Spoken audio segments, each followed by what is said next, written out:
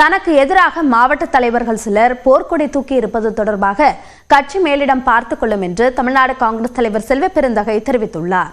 தமிழ்நாடு காங்கிரஸ் தலைவராக செல்வ பெருந்தகை பொறுப்பேற்று ஓராண்டு நிறைவு பெற்றுள்ள நிலையில் சென்னை சத்தியமூர்த்தி பவனில் மூத்த நிர்வாகிகள் அவருக்கு சால்வை அணிவித்து வாழ்த்து தெரிவித்தனர். செல்வ பெருந்தகையின் ஓராண்டு செயல்பாடுகள் குறித்து வீடியோ வெளியிடப்பட்டது. தொடர்ந்து தென் சென்னை மத்திய மாவட்ட காங்கிரஸ் கமிட்டியில் சீரமைக்கப்பட்ட நிர்வாகிகள் பட்டியல் செல்வ பெருந்தகையிடம் அளிக்கப்பட்டது. இந்த நிகழ்ச்சியில் பேசிய தமிழ்நாடு காங்கிரஸ் கட்சியின் மூத்த தலைவர்கள் பீட்டர் அல்போன்ஸ், கிருஷ்ணசாமி, தங்கபாலு ஆகியோர் செல்வ பெருந்தகையின் செயல்பாடுகளை பாராட்டினர். பின்னர் செய்தியாளர்களை சந்தித்த செல்வ பெருந்தகை காங்கிரஸ் கட்சியில் தற்போது சீரமைக்கும் பணி நடைபெற்று வருவதாகவும் வேறறுக்கும் பணி நடைபெறவில்லை என்றும் தெரிவித்தார். தனது தலைமைக்கு எதிராக மாவட்ட தலைவர்கள் புகார் அளித்திருப்பது தொடர்பான கேள்விக்கும் அவர் பதிலளித்தார். கிராம கமிட்டிகளை சீரமைக்கும் பணியை செய்து கொண்டிருக்கிறோம், வேறறுக்கும் பணி செய்யல, சீரமைக்கும் பணி செஞ்சிட்டு இருக்கோம். இந்த கேள்விக்கெல்லாம் தலைவர்கள் பதில் சொல்லுவாங்க. டெல்லியில இவர் மாவட்ட தலைவர், இவர் தான் இந்த கூட்டத்தை நடத்துறாரு. எல்லா மாவட்ட தலைவர் நடத்துறாங்க. ஒரு சிலருக்கு எப்பவுமே சில பிரச்சனைகள் இருக்கும், அது சரி பண்ணுவாங்க டெல்லியில. நாம் தமிழர் கட்சியிலிருந்து காளியம்மாள் இன்று விலக உள்ளதாக தகவல் வெளியாகியுள்ள நிலையில் அவர் திமுகவில் இணைவது குறித்து பேச்சுவார்த்தை நடப்பதாக கூறப்படுகிறது. நாகையில் அடுத்த மாதத்தில் உறவுகள் சங்கமம் என்ற நிகழ்வு நடைபெற உள்ளது. இதில் நாம் தமிழர் கட்சியைச் சேர்ந்த காளியம்மாள் வாழ்த்துரை வழங்க உள்ளார். இந்த நிகழ்ச்சிக்கான அழைப்புதழில் காளியம்மாளின் பெயருக்கு கீழ் சமூக செயற்பாட்டாளர் என குறிப்பிடப்பட்டுள்ளது. அவர் நாம் தமிழர் கட்சியின் மகளிர் பாசறை மாநில செயலாளர் பொறுப்பில் இருக்கிறார். ஆனால் கட்சி பொறுப்பை அழைப்புதழில் குறிப்பிடாததால் அவர் கட்சியிலிருந்து விலக உள்ளதாக தகவல் வெளியாகியுள்ளது.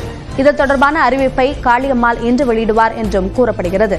கட்சியிலிருந்து வெளியேறிய பின்னர் சில மாதங்கள் சமூக செயற்பாட்டாளராக செயல்பட அவர் முடிவெடுத்துள்ளதாக தெரிகிறது.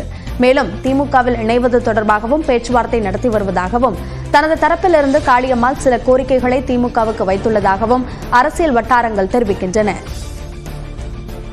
இந்த நிலையில் கட்சியிலிருந்து விலகுவது தொடர்பாக நேரம் வரும்போது கூறுவேன் என்று நியூஸ் 18 தமிழ்நாடுக்கு தொலைபேசி மூலமாக காளியம்மாள் தெரிவித்துள்ளார்.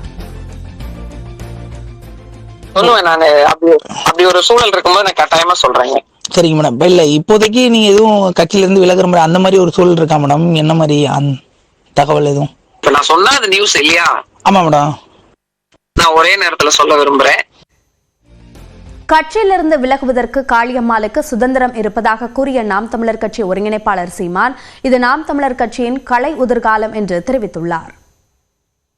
தங்கச்சி நாங்க தான் அன்பா முதல்ல சமூக செயற்பாட்டாளர் தான் தங்கச்சி இருந்தாங்க. அவங்களை அழைச்சிட்டு வந்தது நான் தான்.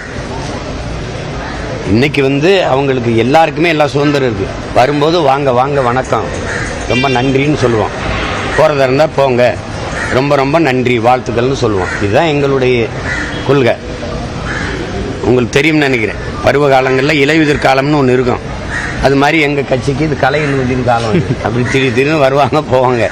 என்ன இப்போலாம் முன்னைக்கு இப்போ வெளியில் போனால் நீங்கள்லாம் எடுத்து ஒரு பேச்சு மாதிரி போடுறதுனால கேள்வி கேட்கறதுனால எல்லாரும் ஒரு கடிதத்தை எழுதி வச்சுட்டு போகிறாங்க.